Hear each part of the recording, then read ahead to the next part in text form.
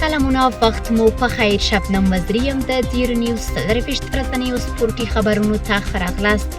شنبه ده د 1404 هجري لمریز کال د میزان 5 او د 2025 زیږدیز کال د سپټمبر 28 ده. مننه چې له موږ سره یاست. زموږ پاڼې هرومرو خوښې کړئ.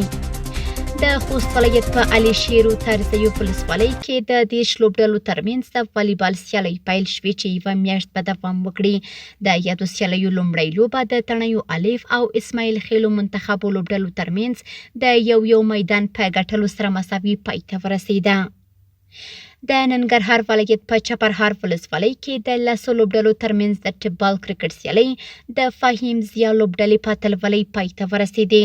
د یادو سیالیو پایلوبه کې فهیم ضیا لوبډلې د 10 ویکټو په توپیر خپل سیالۍ بهار ملکزي لوبډلې ته ماتې ورکړه او د سیالیو اتلولي یې وګټله.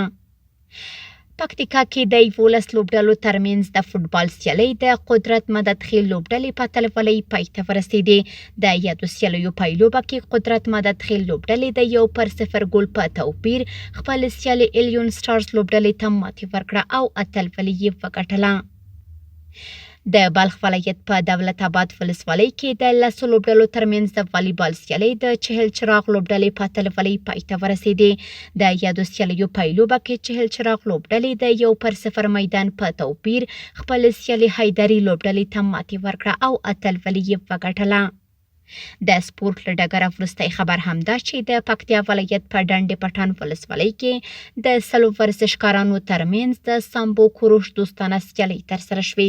دغه سیالۍ د نویو ځوانانو او لویانو په عمري کټګوریو کې ترسره شوې چې په پایله کې 50 ورزشکارانو خپلو سیالانو ته په ماتې ورکولو سره بریاوې خپلې کړې.